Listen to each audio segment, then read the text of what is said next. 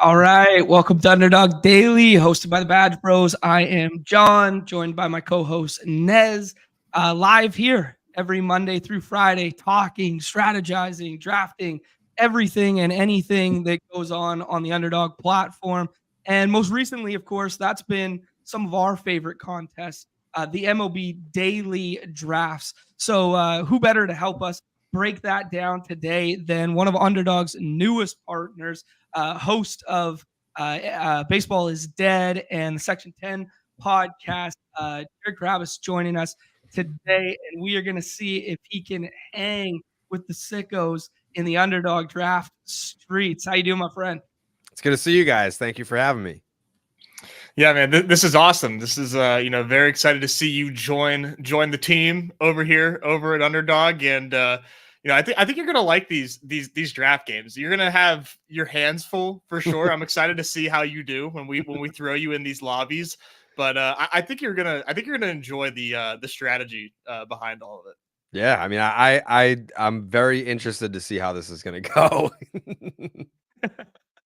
Well, I kept thinking because I watched a little bit of you guys' opening day live stream there where you guys had the dong gong going and everything set up like that. I kept thinking to myself, how much better would this be that every time you hit that dong, you knew you were scoring 14 points for your lineup on the site, right? Like that's the next evolution here. We got to have you guys having these live drafts and then celebrating your lineups as you're hitting the gong. 100%. Yeah, Coley was all in on the idea. Like, I feel like we're gonna continue to do more live streams, and we're gonna be able to incorporate other layers and aspects to it. Like, because I mean, I like live streaming and everything, but there has to be some sort of like catch. Like, there has to be some sort of wrinkle to it. So yeah, that would be a great idea to go forward with that. Love it, man. We got kind of an idea here that we could talk some macro stuff over the weekend and stuff, but I think we just throw you in a draft. We see how this goes, and then we'll talk just like some baseball and stuff. Cool. I'll be at the helm here. I'll be navigating, but I'm not going to be trying to help much. I just want to see where this plane, how this plane gets landed with you at the helm. Okay, let's do it. You do have your Red Sox on the slate, which is a saving grace. So you can always just like shout a Red Sox out against Alex Wood, and you're probably going to be in good shape. But that's all I'll give you. That's all you get. He had a rough opening day, Alex Wood. Unfortunately. Yeah. I'll give you the lay of the land here. So this is the interface that you will be looking at. This is ADP. This is average draft position. So this has been set by the players who've drafted before you so far today. And this is just a draft for today's slate, which is a 9-game slate that starts at, I think today's 7:10 Eastern. Mm-hmm. Yeah, 7:10 or 6:40, one of those two. There was an early 5-game slate as well. And you could just do whatever you want, but you have to take one pitcher, 2 infielders, 2 outfielders, and then a flex spot. So 36 players get drafted in every single draft. And then of this 6-person draft, your entry gets thrown into a large pool with everybody else's drafts on the day. And then someone takes home $2,500 bucks at the top there. Okay. All right. Yeah, it's an interesting game style. You can go ahead and join, just because you were facing other lineups that were in lobbies that you were not in, so you kind of have to think about strategy here, and when your room gives you an insane player to take, it's like you have to decide, do you want to go with this stud, or are you going with the plan that you had coming in? I mean, there's a lot of nuance and layers to this style, but it's only grown since they've started doing these. They call them battle royales, and they've grown so much over the last just few years in all sports, NFL, NBA, and in baseball too. So we're stoked. Yeah, I mean, is it something where there's players aren't worth certain amount of points or dollars or anything? Like, you can take whoever you want wherever you see fit. Yeah, you can take anyone you want as long as they fit the positional need.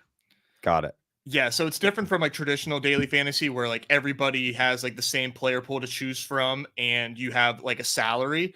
Yeah, There's this this dynamic in the rooms where like ADP is so just like set in stone to an extent where if you're drafting like this guy right here, number 1, like he could go Mookie or Albies, but if Acuna fell to like pick 5 or 6, that would just be like insane, like certain rules of thumb, like based on like the certain slates where some are more ambiguous than others. But when Acuna's on the slate, especially against Crochet, who might be good, but he's almost certainly getting taken top 2 every time. Right. Makes sense. Crochet is kind of on my short list for guys I'm really excited to see second time through because, he had like 19 whiffs his first time out. All right, Jared, you're on the clock here for your very first ever pick on Underdog.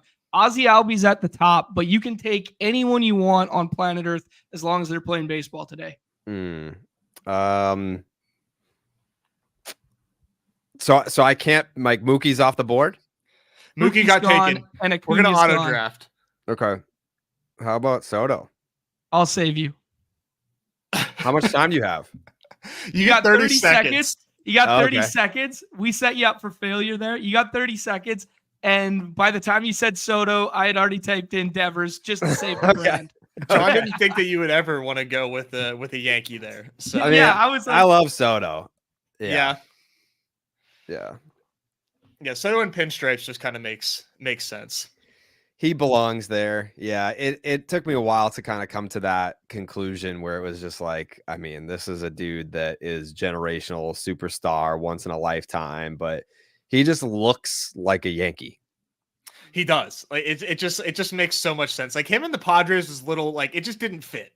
Like that lineup was filthy, but when he was a Padre, like he just didn't quite look right in that uniform. It was just a matter of time. When you were describing once in a lifetime superstar type player, I thought you were talking about Ke'Bryan Hayes there. For I see you're a Pirates guy. Yeah. Oh yeah. Yeah. I saw you guys showing love to them last show. Sorry, you're on the clock. I want to make you auto draft again. I'm on the clock. Give me Freddie Freeman. Okay. All right. Freddie Freeman it is. So we got 2 infielders now. So 2 of your next 4 will have to be outfielders. Okay. Yeah. Dallas is a big Pirates guy. We usually hype up the Pirates quite a bit. We have like the soundboard over here. So anytime we hype up the Pirates, we always play Pirates of the Caribbean. It's a nice little bit we got going. Yeah, it was awesome. It was getting me hype. That big 4-0 start. I'm like, yeah, let's go. They're the only team off today, which like it makes sense. They played 5 straight, so got to give them a little bit of a breather. But I mean, things could not be more positive over here in Pirates land. Let me tell you, we have a moratorium on like how much I could talk about the Pirates on every show, because otherwise it would take the whole hour. I had to cut him short yesterday on Jared Jones. Oh yeah, I mean 10 strikeouts in his debut. O'Neal Cruz looking like a nice little, not just like a comeback player of the year. Like that dude could get MVP votes. He's like he's one of the top odds at MVP right now. And I don't know if you saw Fangraphs just like posted an article there. It was titled "Let's Get Irresponsibly Excited About Jared Jones," and they were comparing him to Strider as far as like release point, IVB, velo. I mean, brother, I could not have started on a more stronger note this morning. Yeah, he was he's sitting 100 for the day. Come on. Yeah, that's crazy. Jared, back up on the clock here. Any names coming to mind? So give me Tatis. All right. Playing the hits right now. We got a stud-filled lineup here. As you can see on Nez's hat, though, we got a saying around here.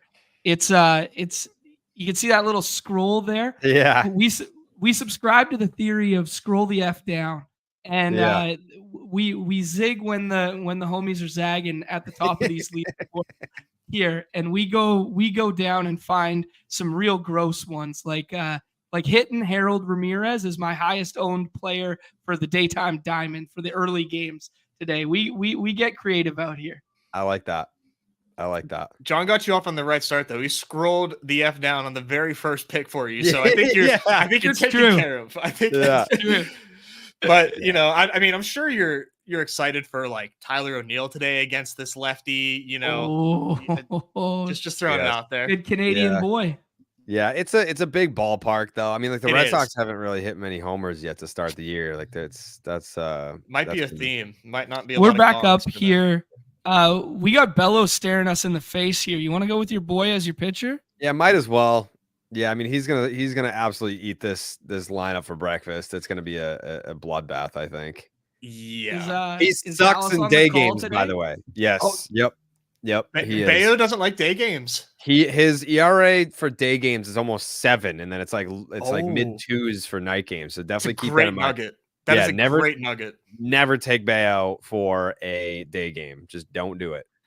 It's in the back pocket now. Yeah, stash that one away for a couple slates from now. Yeah. You're going to want to be very cognizant of that because it's not even like here and there. It's every day game tattooed. Did you happen to see the no-hitter last night from Blanco?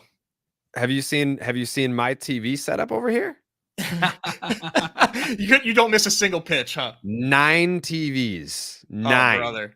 Yeah, I've got like the 75 in the middle, and then I have like a horseshoe of 40s that wrap around it. Oh, dear so God. we don't miss a pitch over here. We watch every single game all season long. It's a sickness, but I mean I love it. There's nothing like sitting down in front of those 9 screens just watching baseball all night. Yeah, I'm also terminally ill, so the invite I'll just be on the lookout for that. Anytime you want. Anytime you want. I think we go to Pittsburgh this year, right? I honestly haven't checked to see like who comes through to Pittsburgh because I live in Dallas, so I don't get a chance to go to the games. But I'll hit up some Rangers games. Well, I'll probably see you for the All-Star game.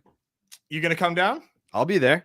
All right, yeah, I'll get you around Arlington. It's gonna be a madhouse down there, so I got you covered. I'm a Dallas veteran. I've been there 5 times, maybe. Yeah. Oh, yeah. Nice. It's a nice city. Have you been to the new park? Yeah. Oh, here we're back up again. Okay. What do we need? We need an outfielder. Yeah, we need an outfielder. Give me Teoscar. Can we take? All right. Yeah. I mean, he's got 4 homers already. Yeah. Couldn't be hotter. Yeah. Cheeky little stack there with Freeman too. A little bit of correlation, something we subscribe to around here. Yeah. So is that it? We're done. We got one more. Got one more pick. It could be an infielder or an outfielder. Flex. Yeah, this is our flex. Okay. I'm kind of tempted. I'm already licking my chops. Yeah, what are you thinking here? I'd like to hear the thought process. Like you can go anywhere. Like where are you gravitating to? What do we get points for? Like just I guess we should have described that too. Yeah. That's a good question. Hitting for power is definitely, if you hit a solo home run, it's 14 points because it's 10 points for the home run itself, 2 for a run, 2 for an RBI. If you hit 4 singles with no runs or no ribbies, that's 12 points. So one home run. Yes, we want power more than a 4-hit singles game. Yeah, we don't want the Mark Mathias 4 singles game. We want, we want dongs, we want slugs. Okay. So no stolen bases, run scored. Yeah, stolen bases help. Jaron Duran had a hell of a game last night for that. Yeah. So. He had 3 hits, 2 stolen bases, or 3 stolen bases. He scored 2 runs, drove in a run. I think he scored 29 points in our format last night. 7 or 29, which is a lot. Yeah. I'm eyeing Lou Bob right now. Can we scroll? Can we scroll? Buddy? Can we give it a little scroll? Come on, goodness. A little scroll for the boys. We got options. Yeah, Jose Ramirez. Yeah, I'm not picking anyone in the Mariners lineup. I can't do that against the Beebs. No shot. Yeah. Let's see. How about I'm just gonna queue some guys up so we don't get jumped here. Yeah. Lou Bob is probably where I'm leaning. Who's going for the Braves tonight? It's Reynaldo Lopez. Oh, okay. Yeah, so I like revenge game. Here. It is a revenge game. Revenge game. Did he just go? Yeah, we got him. Oh, okay. All right. That was Reynaldo. You heard us talking smack. Yeah. So yeah, he's one that I'm definitely excited to see today because I mean anytime the Braves make a move like that and they throw him in the rotation, I'm intrigued because they watch them just turn him into because he does have 6 stuff, but never. The last time he started a game was 22, I think, and it was one start. But the Braves, they've got the magic touch. Right. Like there's certain teams that you see a guy go there and you're just like, great. Like this guy, like Dinelson Lamet going to the Dodgers. I was like, all right, great. Like he was awesome for the Padres in what was it, 2020. And he was like a reliever for the Red Sox. He was awful. Like his career has floundered since 2020, but now he's a Dodger. So he'll probably end up like striking out 200 guys in like 73 innings or something. Yep. That's kind of how I felt watching Paxton last night. Yeah. Like it's like, he was good with us though. Like he was good. He just kind of got tired. Like it was like he had the surgery 2 years ago. He was great in the first half and then he kind of just ran out of bullets, but that was to be expected for a 35-year-old that was coming off elbow surgery or whatever it was. Yeah. And a guy who was so reliant on like high velo and like top of zone fastball too, right? Yeah. Yep. He was solid for. That was someone that I was interested in having back, but the Red Sox were more in a position to aim higher, and then they just got nobody. Yeah, I've always been a big Paxton guy because I'm a Mariners guy, but I'm also Pacific Northwest, like live in Vancouver, and I grew up playing against Paxton, and that guy used to cook me. So I've always been a Paxton guy. How the hell you played against Paxton? Yeah. I was gonna say you look like you're 24. I'm 35 now. Oh damn. Yeah. There you go. Let's take a look. Let's take a look at the finished product here. Very first ever. I think you did pretty well here, man. Like for your first draft ever, just a ball knowers team right here. We got Rafi Devers, which was kind of on the clock, audible there. You would have gone Soto. Freeman and Teo stack, Fernando Tatis Jr., the Tool Shed, who is, you played the hits here. For a guy who's never seen our show, doesn't know what we're about. There's two things we're about. It's scrolling down, and you called for the scroll down, and it is the Tool Shed, Luis Robert Jr. We are all about Lou Bob around here, so that's great. And then you got Bayo in a good matchup in a big yard against the Athletics. What do you think, Nez? He did very well. This is definitely one of a type of build that we would do.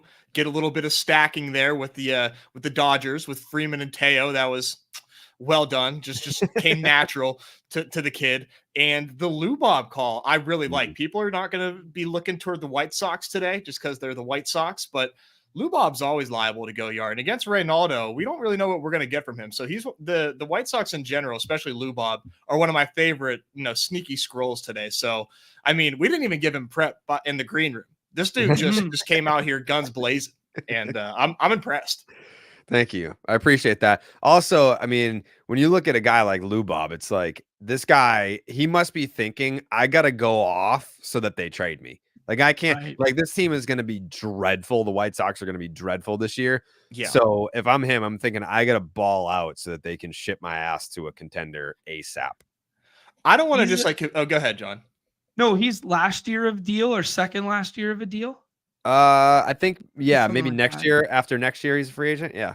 Man, we spent so much time wish casting him and Eloy to be like the guys. Yeah. I mean, that's probably out of all the cores that it didn't amount to not just like a championship, but even like interesting playoff runs. That White Sox one is pretty upsetting. We're in one right now with the Blue Jays as well. Like the fact that they didn't like this group with like the Nepo babies, the Bichettes and the Vladdies of the world.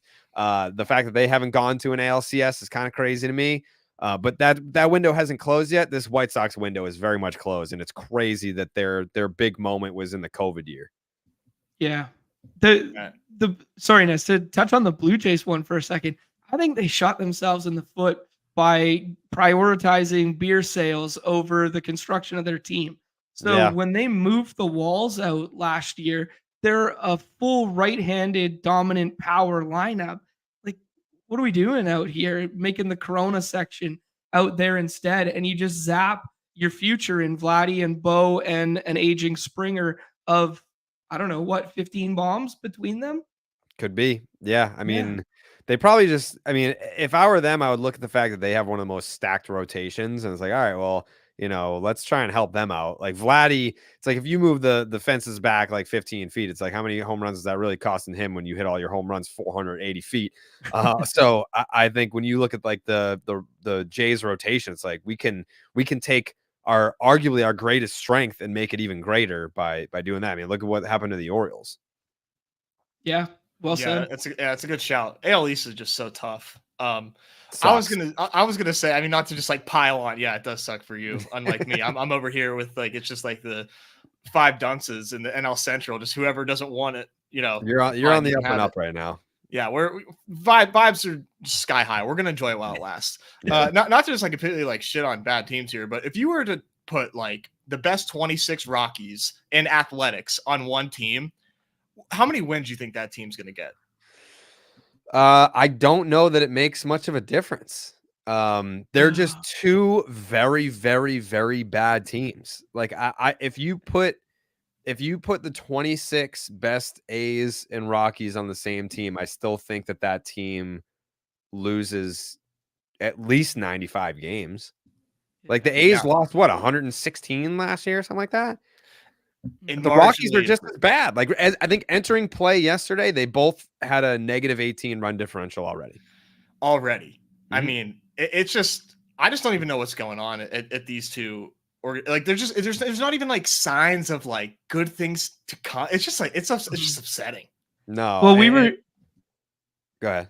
Well, we were joking that the Rockies home opener is on Friday. It's afternoon game, and they get a right-handed dominant Rays team that's probably going to line up with Gomber.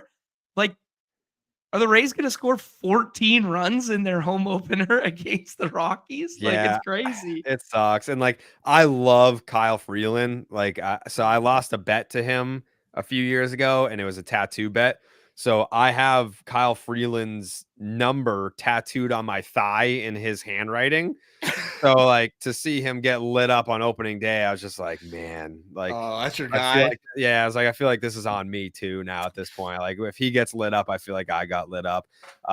He's awesome. I love Kyle Freeland, but like that Rockies team is just like a rudderless ship. Like you give all this money, like you paid the Cardinals to take Nolan Arenado from you, who's still like in his peak years, just to turn around and give all this money to a Chris Bryant that's a shell of himself. Like they have absolutely no direction. I don't know if you guys remember that little skirmish between the Phillies and the Rockies a couple of years ago.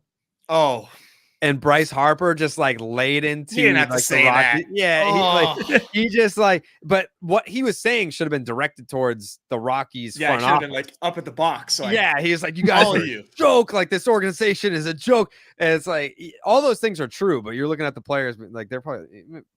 Come on, man. Why are you yelling at me? Like I'm trying to get paid like you. Yeah. But it's bad. And then the A's, it's just even worse. Like sending down Ruiz. It's like he's your best player by such a large margin. And then you're going to put out a statement to try and justify all the reasons why you sent him down. It's like, we know why you sent him down. Like you guys are the worst organization in professional sports. Did you guys see the Costas comment that he was like, or Katse comment that was, that he wouldn't have broke camp with them if Miguel Andujar was healthy?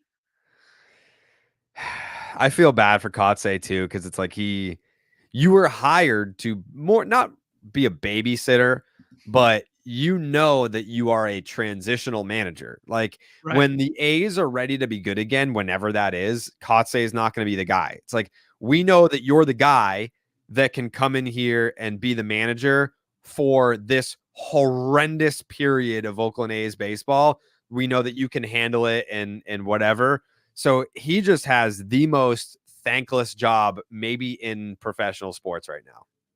Yeah, it's so true. They actually got some fun guys though. Like Geloff's kind of fun to watch. Like Noda's kind of fun.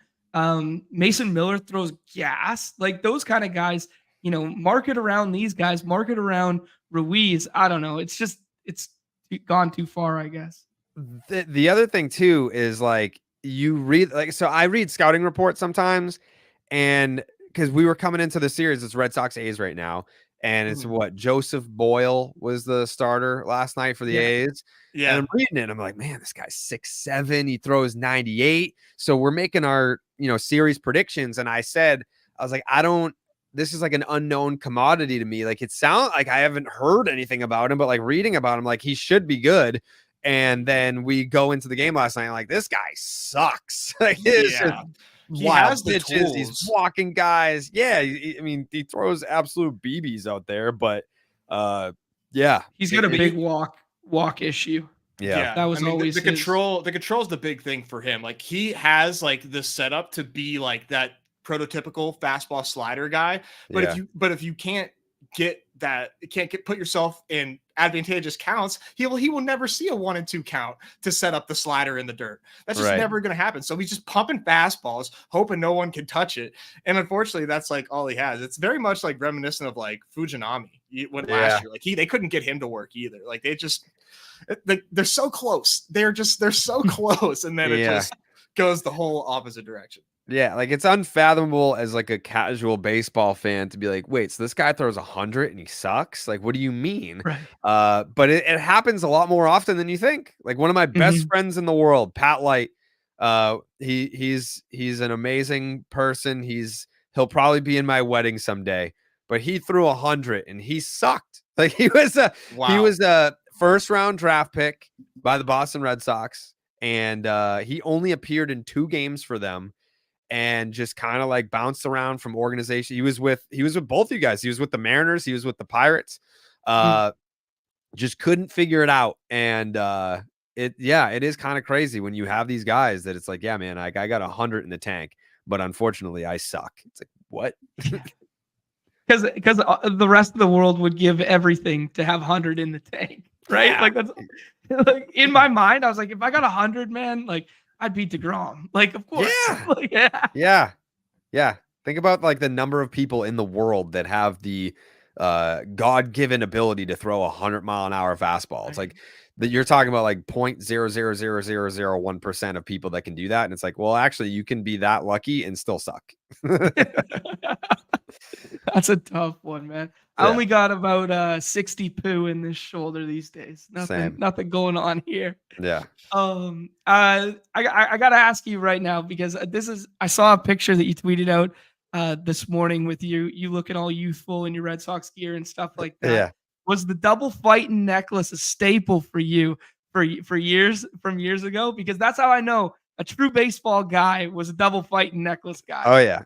So I actually didn't realize this until so my co-host on Baseball is Dead, Joey, his YouTube channel is huge. It's Baseball Doesn't Exist, and he does like all kinds of just like random baseball videos, and he did one on like fighting necklaces, and in it basically credits like the 2004 Boston Red Sox for like the explosion of fight necklaces in the baseball community. It was like Schilling was wearing them and Keith Folk was wearing them and like whatever. And then everyone started wearing them. And I started wearing them like those, like I started wearing them in 2007. I was a senior in high school, and like I was wearing like the fight necklaces in high school. I had like the choker red one, the long black one. I had a blue one that I would double up. But that was like you always go long short. You had to go long short. Yeah. So like Pedroia would do that. Pedroia would go long short. So I did long short, and then Beckett had the long one. And Lester, like like I used to call it the wreath. I couldn't find one, but it's kind of like when they were like intertwined. It was like a thick one. I never had that one. Yeah. But yeah, Lester would rock the fighting wreath, and Pedroia would go long, and then Beckett. Yeah. So I was like, those are my guys. Like those are like the guys that I want to like look like. And if you look at pictures of me over the years, like my facial hair would change with whatever Dustin Pedroia had. Like that. Wow. Yeah. It's like so were you like? Were you fully bought into the fighting technology? No, I just did it because Pedroia did it. Gotcha. I don't know. Yeah. Are you familiar with like what they're supposed to do? Yeah, I like it was the same thing as like the power balance bracelets and like all that stuff. It was like for like recovery, and like Schilling was one of the first guys to wear a fighting, and he seemed at the now he's insane. It all makes so much sense now. Like, yeah, oh. yeah. Like now he's batshit crazy. But at the time, yeah. I was like, this is one of the smartest guys. And like, if he believes it, then like, why wouldn't I believe it? And if I wear it, then I'm gonna be unbelievable at pitching. And so yeah, I definitely rocked them for a long, long time. I still have them. I went back to my parents' house recently, and I like dug through my junk drawer, and I found all my fight necklaces. So maybe I'll bring it back this summer. I found one of those interwoven ones that you didn't have. I had a blue and yellow one, and I played an alumni game. I don't know, maybe last summer or something like that. Maybe the summer before that. Same thing. Went back to my folks' house, found it in the old bag, like sure shit, just sitting there with one of the old outfield gloves. Yep. Too good. Gotta bring it back. Opening weekend. Who impressed you? Whether it's team, player wise, like whatever you were watching. What caught your eye that was kind of like surprising and interesting? We talked about him during the draft, Shane Bieber. He spent a lot of time at Driveline over the offseason. And this is a guy that I wanted here in Boston for a while, but then you kind of look at the numbers and it's like the velocity is ticking down. And it wasn't a 1-year trend. We were looking at like a 3-year trend at that point. And he had some shoulder injuries, elbow injuries, whatever it was. And I was like, man, like, I hope he's not like on a one-way course to TJ with his, free agency is looming. But he went to Driveline and his velocity ticked way up. I think it was like 2.5, 3 miles an hour up from his average last year. So that impressed me. Obviously, Jared Jones, like everyone's talking about Skeens, but how many people knew who Jared Jones was before opening weekend? Like he comes out blowing hundos and punches out 10 in his debut. And it's like, hey, by the way, like I can ball a little bit too. What else did as Waldo Cabrera with the Yankees, like I feel like everyone wanted to see Juan Soto and he put on a show in Houston, but like Cabrera was like, hey, what about me? Like he went like 9 for 14 in that series or whatever it was. He had some really big hits in that series, and this was a dude that was, I don't want to call him an afterthought, but he kind of was like coming into the season. He kind of was an afterthought. So I'm glad that he's sticking too. I think everybody was kind of like especially in the fantasy community was low key just like, okay, wait for the day that him and DJ LeMahieu aren't there and we can fast track Jason Dominguez into this. You know, that's what everybody was kind of like wishing. And then no, come out, play some ball. Look at me, I'm still good, right? Like, yeah. But there was a bunch of cool storylines. Obviously, like the Pirates again being one starting unbeaten. The Detroit Tigers, I feel like, are going to be a cool storyline to follow this year. I think we were kind of like, are they going to be good? I mean, they're not going to suck, but are they going to surprise us? Are they going to be in the wild card picture? Like, I feel like that's a team that's going to be able to hang this year. We got a nickname for the Tigers. It's been a couple years running, but we call them pesky. They're our pesky Tigers. Like, okay. Little pesky there. You don't have to squint too hard to see a decent team there. Yeah. And they got Casey Mize back on the mound today. Yep. Like that could be big. Sneaky comeback player of the year candidate, Casey Mize. Okay. I like that. Yeah. They got some post-hype sleepers in that rotation, right? Like Scooball was getting hyped all spring or whatever. But these guys are kind of like, everybody's enamored with the Paul Skeens of the world now. And these were kind of like the Paul Skeens of 3 years ago that are now all coming of age with like Casey Mize, Scooball, and even Matt Manning to like an extent if he gets a opportunity later. But we call Kerry Carpenter Kerry Bonds around here. We love Kerry Carpenter. Yeah. Did he hit a walk-off homer last year too? Probably. That dude. He probably hit 20. He eats high fastballs for breakfast, man. Every single one of them is always like top of the zone. Just like get out of my face. Like it's he's the man. Yeah. You guys, Riley Green supporters. Yeah. I'm always rooting for Riley Green. He's got he had a ground ball issue that I was like a little skittish on. When it comes to like putting stock in him for fantasy purposes, but him and Torkelson in our fantasy drafts were always like side by side, and we're stacking in dailies. We stack in the season long stuff as well on Underdog. So him and Torkelson were a fun little double tap in the middle of drafts. So anytime Riley Green's on the slate against a righty, I'm always looking his way. Yeah, Torque's Riley great. Green. I was just gonna say the Riley Green ground ball thing you alluded to, Nez. It feels like he could have that, third year in the big leagues, kind of Christian Yelich resurgence where he lifts because he has the same tools like the run ability, the contact ability. If he just gets a little bit more lift, like there's no reason he can't be 20-20, 25-25, that sort of thing. For sure.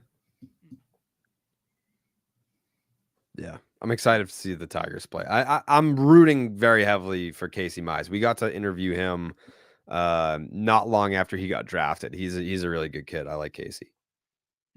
That's awesome. Second time through here, like we were looking at today's slate and stuff. Second start for a lot of the stud guys and a lot of the aces rolling over. Who are you guys excited to see kind of like second time through here, whether it went good the first time, do we believe it or not, or whether it went bad the first time? Let's see if there's something that we can right the ship here. I don't want a repeat answer with Bieber, but I'll give. Go ahead. I'll give you mine today. Mine is Garrett Crochet. I want to see what Garrett Crochet is made of against this, probably the best lineup in baseball. I want to see what it looks like. Yeah. Yeah, I mean, he was electric when he first came up. Like that was part of like the reason why I thought, the White Sox were gonna go on this run. It was just like their bullpen was stacked. You had stars in the lineup. They had thump in the middle of the order. They played good defense. They had attitude. Their competitive edge was through the roof. And then it just was like, what the hell? Like it just all fell apart so fast. Yeah, Crochet is a good answer, because I feel like we don't know the answer. Like we don't know like what this looks like, what the body of work is going to look like as a starter over a full season. Like how many innings are we talking? Is this going to be something where the stuff depreciates from the bullpen to the rotation, or is he going to be able to be as electric as he was in the bullpen? Yeah, there's a lot of interesting storylines there. I think for me, my answer would be John's boy over here. He loves Yu Darvish. And, I'm excited to see him because, he had the bone spur last year in the elbow, which, could easily be attributed to, the down season that he's had. And he's off to a pretty good start so far this season. And he gets the Cardinals, who they're not a pushover, but obviously they're not, off to the hottest start in the world. So I think if like Darvish is truly back, I think he should take care of business tonight. So that could be something to watch out for, because if Darvish is like pitching really well and they have, Cease and the rest of that rotation, the lineup is decent. Like this could be a year that the Padres figure it out and are a force. I mean, it wouldn't take much.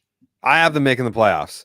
I feel like a lot of people were down on the Padres because I think when you look at what happened last year, it's like they loaded up, completely missed the mark, and then you trade Juan Soto. So that kind of feels like you're punting. But if you add Dylan Cease, I know he wasn't Dylan Cease last year, but he was second or third in Cy Young voting the year prior to that. Maybe, I mean, I think we've all been in some bad work situations where it's like your surroundings kind of bring you down a little bit. Maybe you're not performing to your best because of your surroundings. I could see the sunny skies in San Diego and being on a team that is actually trying to win. Maybe we see the old Dylan Cease this year. He's got 2 years this year, next year left on his deal. So it's, you're not thinking about free agency. You're going to be here for the next year. Yeah, I would bank pretty hard on a Dylan Cease bounce back year this year. I like that you say that because he was one of our favorite targets in the season long drafts. There, we were in lockstep with you. As soon as we got that, we were in on it before the trade, and then as soon as you got the trade, it was like whatever. I like what you said about the Padres though, where people were down because it did feel like they're pseudo giving up after the Soto trade. Eerily similar to me, maybe not to the same magnitude, but with the Cano deal, where it was like the Mariners were so effing close. It came down to the last game of the season, 2 out of 3 straight years where it was like you literally just had to beat the A's, or one year they needed help. Anyways, whatever, who cares? And then it was like, we're so close. Let's run this back one time. And it was like, nope, we're not going to sign Nelson Cruz again, and we're going to trade away Cano, and then whatever. And then a year and a half later, they finally make it back to the postseason kind of thing. Yeah. So I was there, by the way. That was awesome. Yeah. Like that was 18 innings of everyone on their feet the entire time. Like no one sat down the entire time. It's a great sports town, man. I enjoy it. They just need some winners. Yeah, would be nice. I got them making the postseason again too. But yeah, I picked the Padres to make it back in a wild card spot this year, and I have the Mariners making it back this year as well. Like it. Yeah. Actually, some of your other award stuff, I know you guys did the show. I actually haven't made it all the way through it and stuff. Who was your MVP pick and your Cy Young picks? So I did Adley in the American League. I did Freddie Freeman in the National League, but I had Mookie written down and I pivoted at the last second. I was like, I can't do it. Like I can't root for him to win another MVP with the Dodgers. So I pivoted on air, had Mookie written down, went Freddie Freeman. I went Luis Castillo in the American League and Logan Webb in the National League. I like that. Yeah, those are good calls. I could see. I'll give you some credit for the Freddie pick. I could see a little bit of like giving him his flowers. Like if he does it again, and he just has like just this absurd season that he's continued to have, like put 60 up another doubles. Yeah, just like this dude is just ageless. Like I can see them be like, you know what? Like let's give Freddie his flowers. Let's give him the MVP because he's getting old and he just continues to do it. And the Dodgers are obviously going to be one of the best teams. So I think that was a nice little contrarian pick there. I'll give you some props. Well, because Shohei's not pitching, so it's like, all right. I feel like a lot of people are just gonna be like, oh, well, Shohei's gonna win the MVP. It's like, well, no, just because he's a DH, I don't think that's gonna happen. I also had concerns about Mookie switching positions to shortstop, but obviously we're a week into the season. That's not a concern. I think he already like leads all of Major League Baseball in defensive runs saved at any position. Come on. So like I'm calling he's right bounced now. too. Mookie's winning the MVP. Like we're a weekend. He's more than likely going to win the MVP. We believe you. We believe what was on paper. You had the Mookie bets no matter what. You pivoted. It's okay. I pivoted. Yeah, but he also had Jeter Downs for the AL. So we could. Yeah. Oh, come on. Worst trade of all time. Too far. Worst trade of all time. People will say Babe Ruth. No, it's Mookie Betts. It's Mookie Betts. The Freddie Freeman one's really interesting. I was thinking about this last night. The dichotomy between Matt Olson and Freddie Freeman and how like both teams kind of made the right decision. They were third and fourth. Freddie was third in the voting, and Matt Olson was fourth in the voting for MVP last year. Like that's got to be like one of the first times ever where you decide to go with like the younger option. You let the hometown guy walk, who's been there forever. The organization is kind of like, or the fans of the organization are kind of like, how do we let Freddie go like that? Freddie's tearing it up, and then Olson does the exact same thing with you, right? And it's kind of like you're both right. Like yeah. It's like, but again, like I think the Braves will end up looking smarter because obviously Matty O's window of being that good is going to be longer than Freddie's is with the Dodgers or wherever he goes after the Dodgers, unless he like retires or something. So yeah, I think the Braves kind of just made like the long-term play, and it was the right move. Speaking of Dodgers, what'd you think of the Will Smith 10 years? Like 10 years to a catcher. I mean, he's a great hitter, but he's going to be 39 years old as a catcher or whatever. That one caught me off guard. What'd you think just in general? I think that, they're just looking at it as we have an embarrassment of riches in terms of financial support. And they did the longer deal to get the average annual value down to help out the luxury tax hit. And like, they're probably thinking of it as like, if we still have 3 years left on this deal and he's so diminished in his talent and ability, we can just release him and just eat the money. Who cares? Because they're the Dodgers. Like they're already looking at like Roki Sasaki is saying like, when I'm eligible to come to MLB, that I'm signing with the Dodgers. Like I'm not even gonna like meet with other teams. Like he's gonna cost, I don't know, another 300 million like that. Like if Yamamoto was what 326, like Sasaki's better. That's why like I didn't want to be like, I didn't want to make it seem like I was being a contrarian or that I was bitter or like sour grapes about not signing Yamamoto, because I like that wasn't happening with the Red Sox. But if they were both free agents at the same time, I would 1000% want Sasaki. Like I do buy into the whole like how many dominant starters are there under 6 feet or like 5'10" or shorter? And like it's like Marcus Stroman, and we're talking like all time, like Marcus Stroman, Pedro Martinez, like who the hell else? Like as a starting pitcher. and that's where he's at. Sasaki, I think, is like 6'4", like 6. Like he's a big dude. Like and he throws 100. Like give me that dude. I want Sasaki, but apparently they'll be teammates, and it doesn't matter. We gotta. Someone's gotta have a say. Someone's gotta open up the wallet and have a say in this. We need to money talks. Money talks. I don't know that it does. I don't know that it does with the Japanese players. Like I think that they're just like they have preferences. Yeah, like Ohtani is a god to them, and if they can go and play alongside someone like that, then they're gonna do it. Like mixing the fact that LA, it's the West Coast, it's easier geographically, as we all know. But just like in talking to players that have played for the Dodgers, but have also played in other organizations, they all say the same thing. Like their facility, just like everything that they provide to players is like night and day compared to most other organizations. So it's like you're getting all of that. You're getting a perennial contender, and you're getting to play next to like your living god in Shohei. So I don't know that money is enough to convince any Japanese player to go anywhere else. If the Dodgers are interested, it's like, yeah, I'm playing for the Dodgers, obviously. Yeah, that's entirely fair.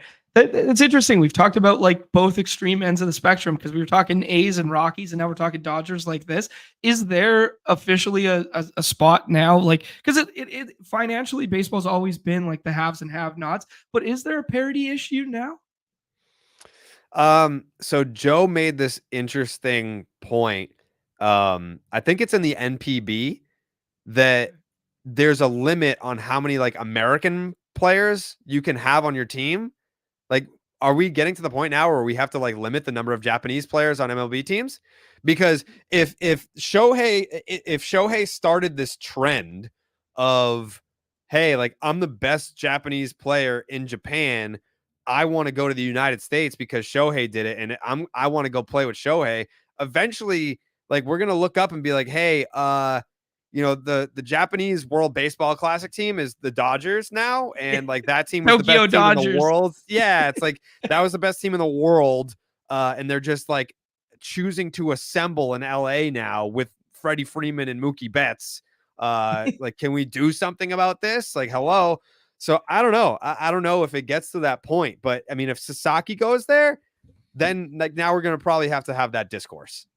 Yeah, fair enough. Yeah, I don't know. I'm team no salary cap. I don't think that there's like that issue with baseball. I think it's great in that way. It's very unique in that way where like if you will get paid what you are worth, and there is no gaming the system with that. Because even with sports with the salary cap, you look at the NBA, you look at the NFL. I mean, Tom Brady and Patrick Mahomes have won like every Super Bowl since I've been alive. Mm-hmm. I mean, right. Where's like a salary cap does not resolve the parity issue. It just doesn't. So, yeah. I mean, I don't know where you were at. Well, plus the Dodgers never win.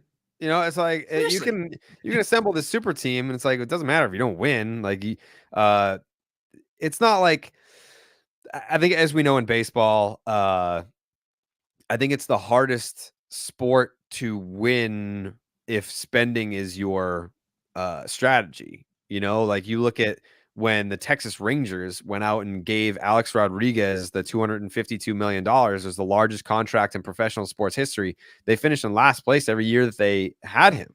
So you can't just go out and sign one big player to one large contract. There is still some strategy to it. Obviously, it doesn't hurt to have those expensive players on your team, but we've also seen some very expensive rosters. Like, look at the Mets. The Mets went out and spent all that money, and it's like that team sucks. Mm-hmm. The players, like on paper, the players are still good, but like they just, for whatever reason, they didn't win. Look at the Padres. Like the Padres just went out and added all these stars. They didn't make the playoffs. They sucked. So it's about pushing the right buttons. Padres have done it a couple times now because they did it once with that Matt Kemp era too. Yeah, like Heath Bell and all that. Yeah, that was wild. I think the saving grace for good. They tried to save it with Eric Hosmer after.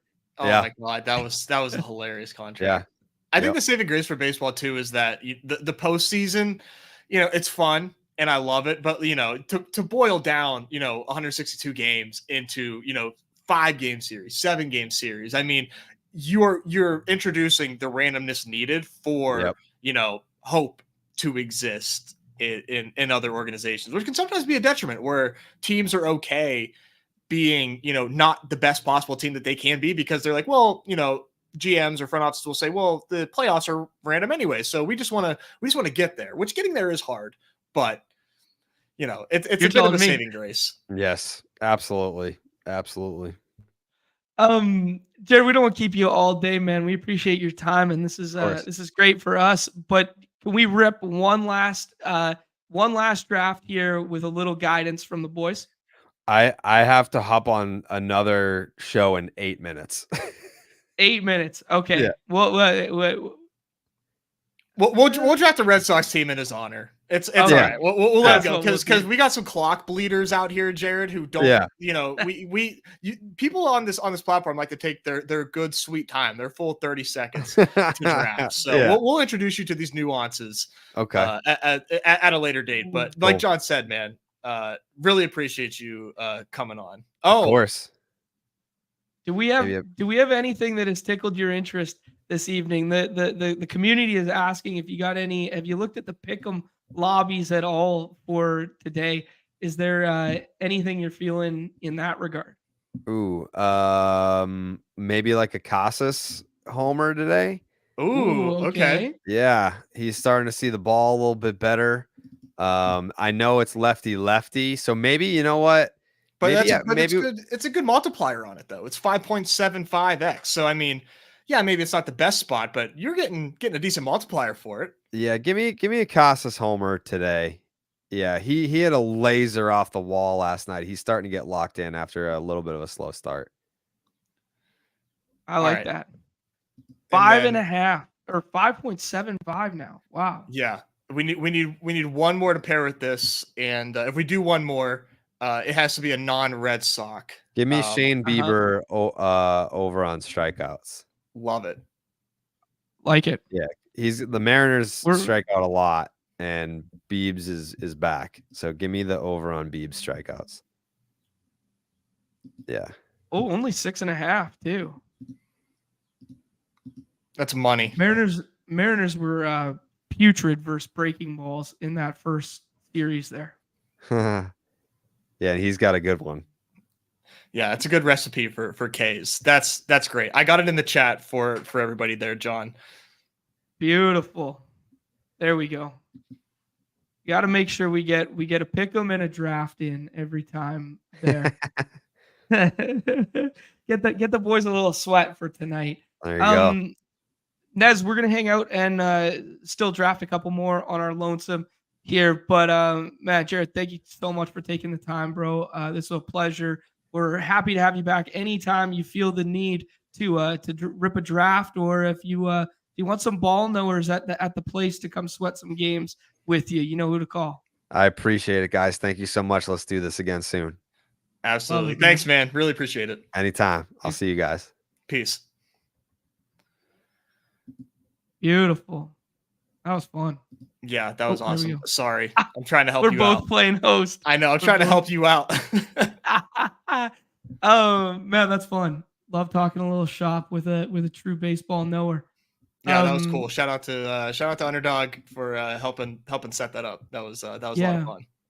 Yeah, and if you guys weren't aware yet, I tagged it in the title of the video there. There is a UD MLB channel now where the Section 10 and the Baseball is Dead podcasts reside. So just go ahead and click that. Make sure you're subscribed up to that. And if you were just hanging out for the first time here because Jared was here with us, I don't blame you whatsoever. But go ahead, hit that like, that sub for us. And we come bring you Underdog content Monday through Friday on this BadgeBros channel here. We're ripping drafts, and we're about to do it. Noah's asking 3 more for a cycle, Nez. Do we want to just start with a cycle? Yeah, let's just rip a cycle. That helps us cover all our bases. Let's do it. All right, let's rip a cycle. Well done. 2 more spots in the cycle for everybody. 1 more spot in the cycle. Nez, you got Nez takes up on the website already. I will bring that up before this draft fills up. There was weather on the daytime diamond slate. Doesn't look like we're going to have any weather on the evening slate here. A little bit of Chicago stuff that shortened yesterday's game but it looks like today's better, even though it's cold. So we could check off the weather box. What are your favorite moves thus far on the slate?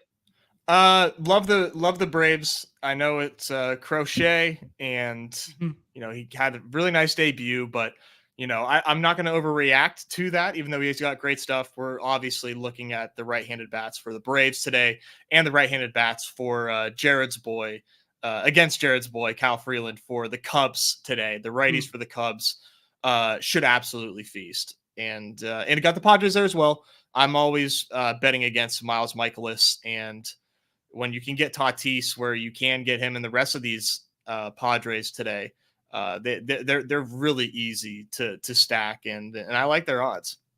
Okay. Yeah, I like where your head's at right now. I'm probably going to go back to the D-backs for like the 9 millionth time in a row.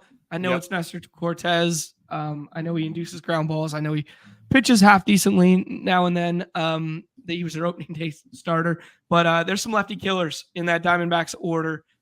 With Marte, Gurriel, and Walker, and their price tags are the cheapest in which they've been in basically since we've had the daily contest. So I'm gravitating to a little bit of D-backs stuff there. And then Luis Castillo, man, I love that you put him as your number one play today. Yeah. I mean, he's like SP5 in the ranks right now. I'm going crazy. Back and forth. Yeah, I'm going back and forth between him and Bieber. I'm drinking the Bieber Kool-Aid, just like Carrabis was. Yeah, my dog would like to say hi, so I got to bring him in while you take a look at this number 6 pick for us. Yeah, get your Mr. Good Boys up in the chat. Yeah, Grill Belichick, we are in this cycle right now, my friend. We got pick number 6 here.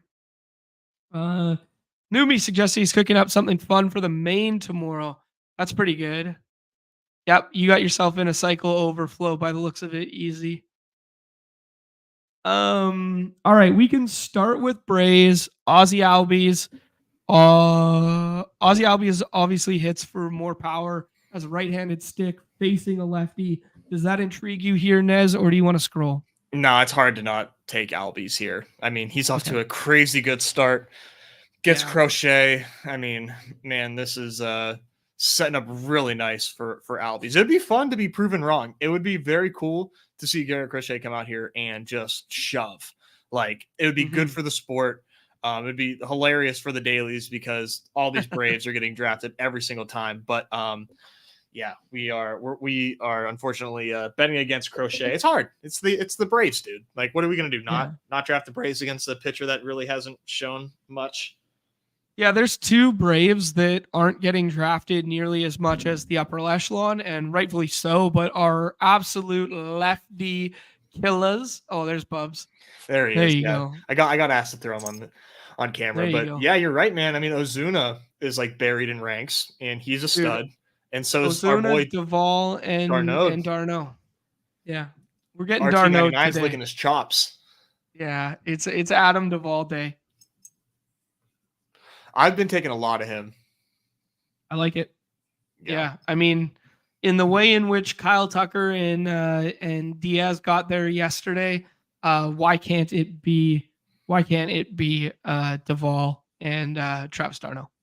Yeah. Yesterday was interesting. I mean, we had Chipsy, who's having a hell of a baseball season, by the way. Yeah, shout out Chipsy, man. Yeah, second place with the Astros onslaught with a 0 from Bregman. I mean, just goes to show like what we talk about it all the time, but like what the onslaughts give you is just access to incredible ceilings. And I mean, no one's turning their nose up at like, oh, well, I didn't get first, but like, okay, but you got 2K, like that's a hell of a day. So shout out to the onslaught gang getting home. But Alan Rosen, did Alan win? Yeah, he did. Yeah, nice. He's crazy. On one, man. Yeah, baseball's fun. Yeah, it's great. I was thinking yesterday that we got to re-up the ranks. We got to redo the sheet. That's a big show. That's a big show. Yeah. We really got to do some homework for that because there's just been so much has changed since then. I mean, so many good players. So many good players on the platform. Cover boy Christopher Morel, lefty killer, comes back. to us if we want that. We could go the pitcher route and scroll down, get ahead with Castillo, or we could do some of the Arizona stuff. What do you like? I mean, Morel or Suzuki, right? All right, let's do Morel. Yeah, take one of these Cubbies. They're gonna smash, dude. They're gonna absolutely smash. I mean, I don't even know if it's windy. I don't really care about the hitting conditions. Like Cubs righties against Freeland is what you do. That's just what you do whenever the slate gives that to you. Lemons to lemonade. Mm-hmm. I like it. Lemons to lemonade.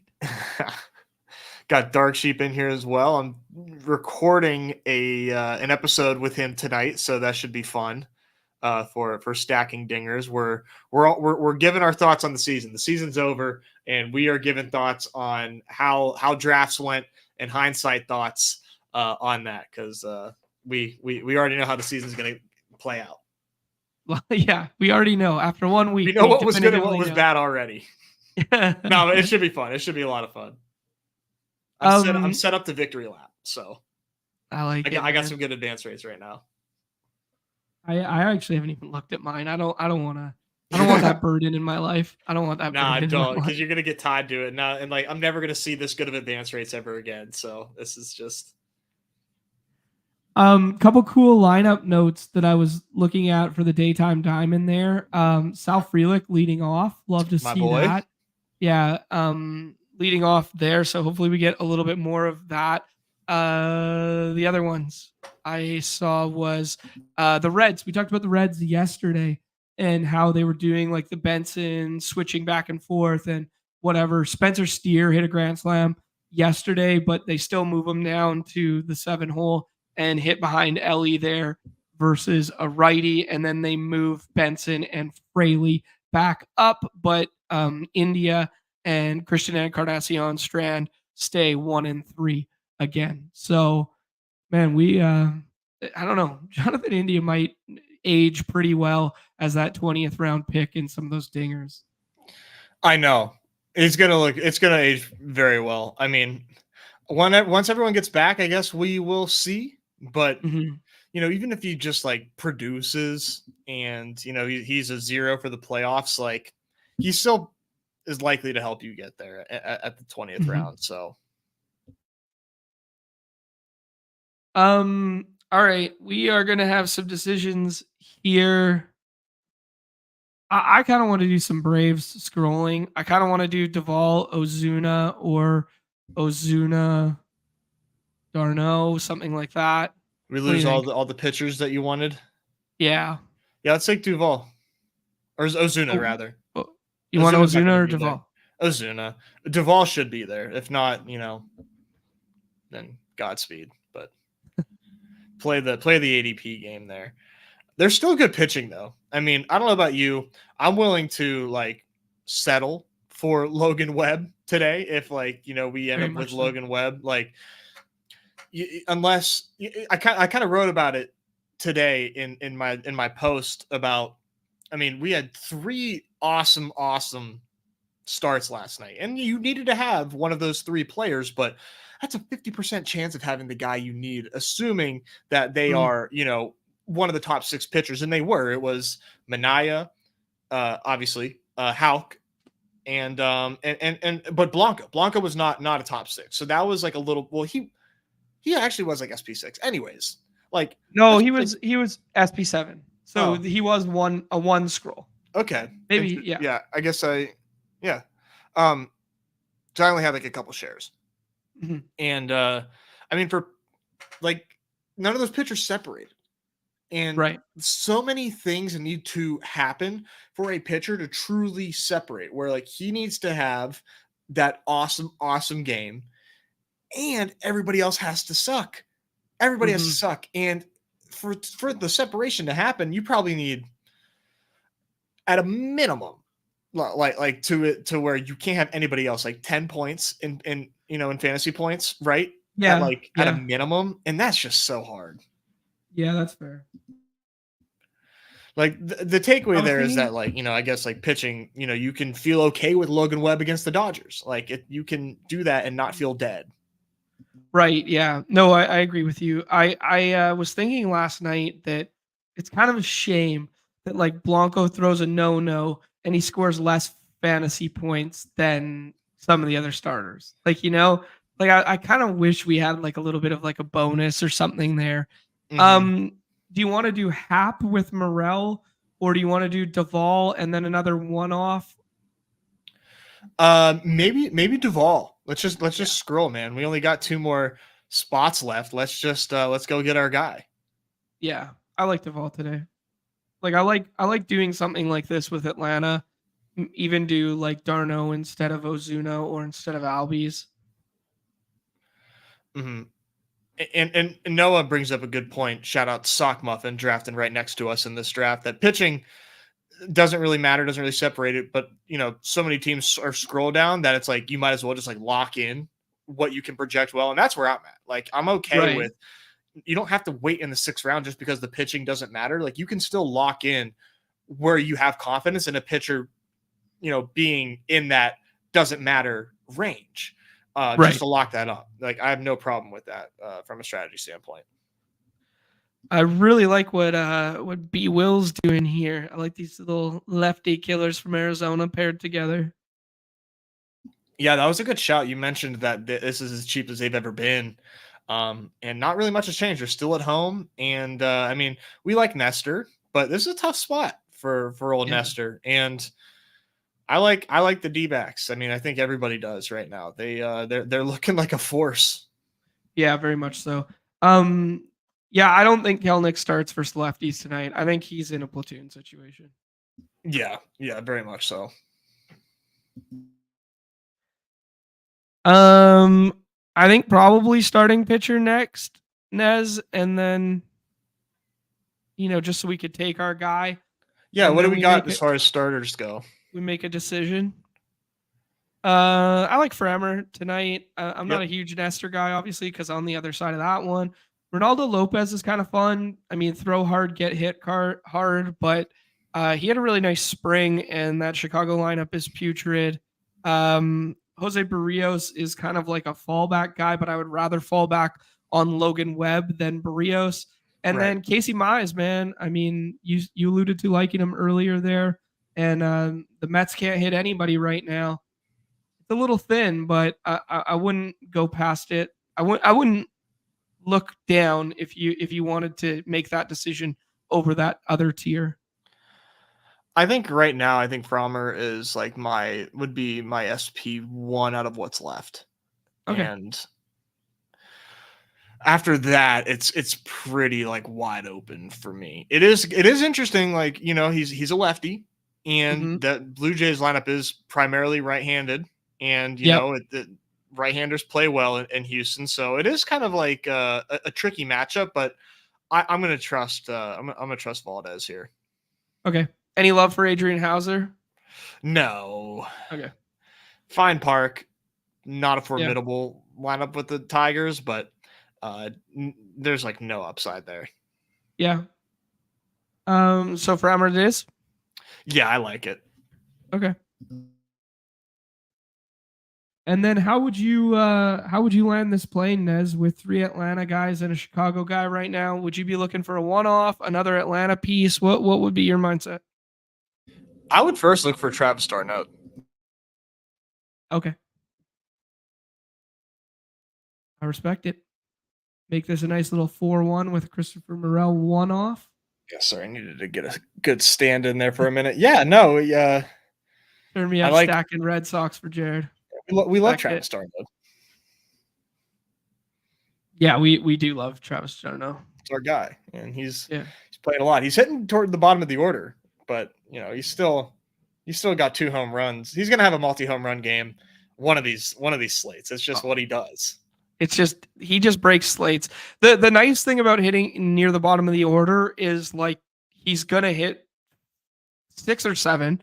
He's most likely gonna hit 7, but it's gonna be right beside Ozuna and Duvall. So he stacks nicely with that group more so than he stacks nicely with Ozuna. So if I'm looking to stack Atlanta, backstacking Atlanta with like 7, 8, 9 or 6, 7, 8 rather feels great. It does. It does. I mean, it would be so funny. Yeah. Easy's got the right idea. Like, it really would be so funny if Crochet just came out and just like diced up this lineup. I would I'm not putting it past it, man. 19 whiffs or whatever in his first outing. He throws upper 90s, left-handed, peppers the top of the zone. I don't know. I wouldn't put it past him. We haven't seen a ton of it because he's been hurt for 2 years. Like, yeah, it would be, yeah. And I mean, it's not good hitting conditions. Yeah, I mean, it wouldn't surprise me either. I mean, we know what Crochet has in his bag. It's just putting it all together. I mean, I faded Braves yesterday against Chris fucking Flexen, bud. So I mean, I'm willing to try anything out here. And it kind of worked, right? I don't know if the win. No, it would have if fucking they didn't come back out for 3 outs. And how many Braves did the winning lineup have? They have 1 Brave. Yeah, but that Riley number, that 28, was like so big because it matched Mike Trout. Yeah, and that's true. That's true. Like, if they didn't come out for that and it just ended at 6-0, like Riley and oh boy, you gotta make a pick. Who you got for us? Oh, we're doing Travis Darno. Okay. Riley and Ozzy Albies don't get home yesterday, and then we're swimming in it. We're sitting pretty then with the. I thought I was gonna get it, man. I was loving the way my team was looking, because I had the Braves stack, and then I had Adolis Garcia with Christopher Sanchez, and I was like at the top of the leaderboard. I thought for sure I was getting home, but that's the one thing I love about baseball is it's not over. It's not even close to being over until it's over. You can't, like in NBA, you can scroll like to like the 200th to 300th place at a certain point and have an idea of who can catch up with you. Not in baseball, baby. You just have no idea what lineup is going to come up out of nowhere depending on who hits a home run. That's what's so fun. The sweat, it makes for like a clean sweat. It's like you can't sweat. Like you just simply can't sweat. Like because you just never know. I kind of forgot that. Not like forgot it, but I kind of forgot that at the start of watching baseball season. And it's so much more enjoyable to just watch baseball. Yes. Like you just watch, and then whatever happens, happens.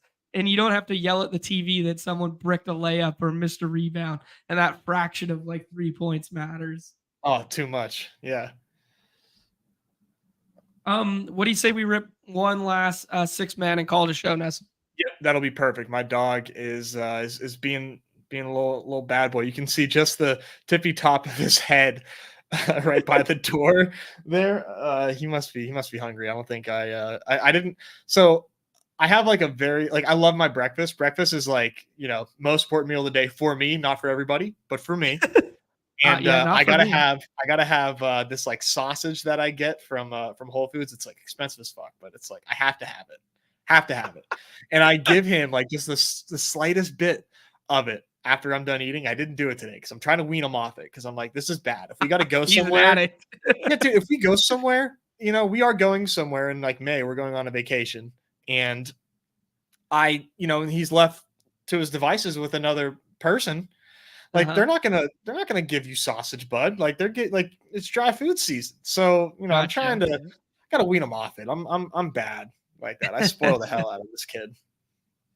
Yeah, I'm a big share my food guy with the dog, but Nikki hates that I do it. Yeah. Bria doesn't like it either. This is a who's who. Oh. Yeah, we got a friends and family draft here with the full community. Love to see it. Some absolute goats in here. I mean, Chipsy and Brad, formidable foes in the baseball streets right now. T-Box too. Let's not lest we forget. Doing far better than I am. Acuna? Yeah, I thought I had a good sweat last night. I had 3 lineups that were 5th, 8th, and 12th, and then no shit. Dodgers went off and buried them. Yeah.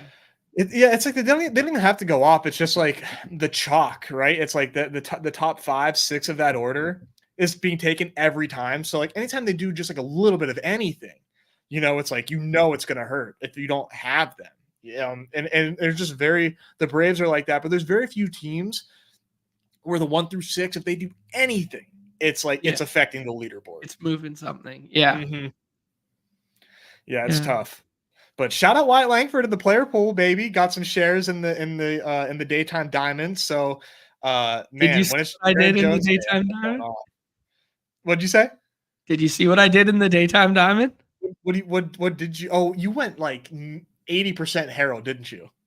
All Rays. Basically all Rays. I like it, man. I mean, it's Andrew Heaney, so 10 teams of lefty killers. I like it. I mean, I faded the weather pretty hard in the East Coast, so we'll see if that bites me in the ass. All right. I mean, I was worried about it pretty heavily. Yeah, I mean, I was worried yesterday too, and today looks worse. So yeah. I mean, just like the description about it just doesn't seem quite as good. All right, Aaron Judge to pair with Ronald Acuna feels good. Yeah, like I think you just do it. Yeah, you just do it, and then we can stack. We'll have to get pretty contrarian with the stack. Okay, so let's do Judge. Let's do Judge here. And Castillo with Acuna, and who? Sorry, want to just get Luis Castillo? Yeah, sure. Okay, lock him up. Okay. Nice, and then and then we can get contrarian from here. Yeah, it was also was on the board. We could have done Olsen too. That's not what we do. Yeah, lefty Braves are a good, good go-to. We're double counting. Negative double counting. Yeah, we're negative double counting lefty on lefty. I know that's what I always worry about. Yeah, same. Because I do it a lot. Like I just fully gravitate towards the platoon. And I mean, if things go well, like Olsen's gonna get a righty reliever, 1.8 at bats versus Crochet. Exactly. So if things go poorly, he's gonna get 2.3. Yeah. No, you're absolutely right. It's kind of funny when you put it that way. Yeah. Oh, nice. Bria's home, so he can go see his mom real quick. I know she's home. A really choose your own adventure slate here, because you can have almost any stack you want today outside of Atlanta stuff. Those are kind of like the GM and some of the Dodgers stuff.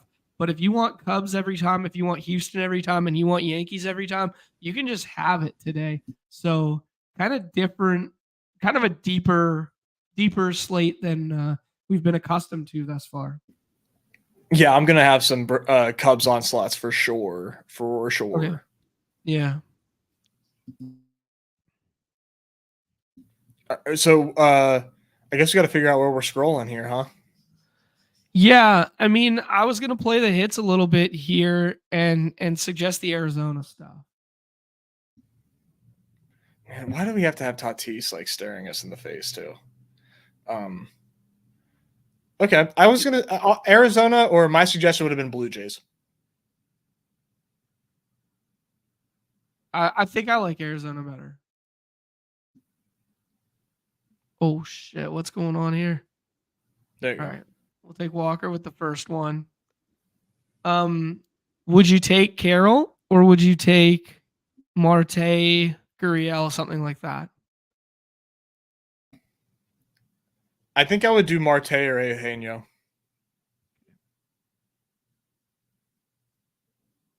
Again, I'm a sucker for platoons.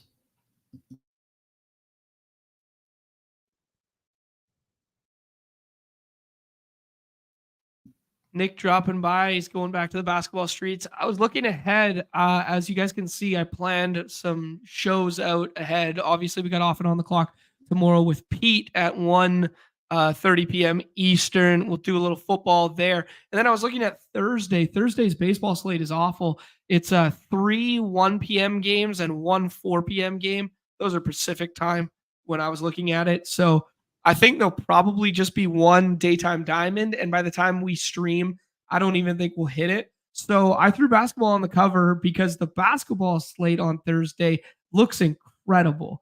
It's got Luka, Joker, Embiid returning potentially, question mark, fingers crossed. It's a nasty slate. So, and 2 nationally televised games. So I think Hoop slate Thursday would be sick. Yeah, good shout. That Thursday slate will be interesting. I think on the bright side, we only have enough games for one slate, and so that could be a pretty good size slate if it's just one. Tatis is still here, dude. What the hell? Yeah, the boys are scrolling, man. Baseball's about scrolling. Look at this. We got Brad's out here doing giant stacks, and we got Cubs stacks in here. We got St. Louis back stack. Some Boston guys who don't normally go for T-box. Do you want Tatis or do you want Carroll as part of the stack? Or do you want Gurriel or Eugenio? I want Tatis. You want one of the best players on planet Earth? Call me a fish, but I think I'll take 3 first rounders in the dinger on our team. Has the daytime diamond already started here? It's about to, I think. Gotcha. Oh, it hasn't updated yet. All right. Because they went from complete. They're not in the completed drafts section, but they're not in the live either. So I was curious. Huh. That is interesting. I don't know. Yeah, don't worry, Chad. We righted the ship there, making sure.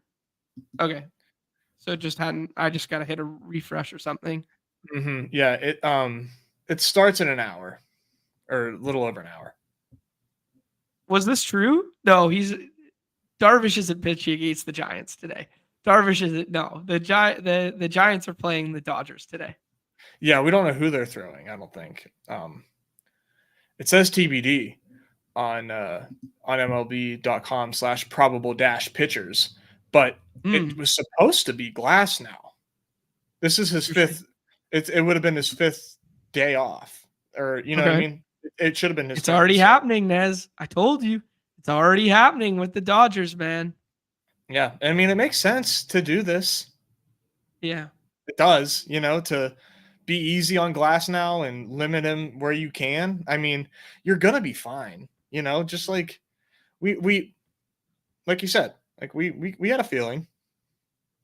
Yeah.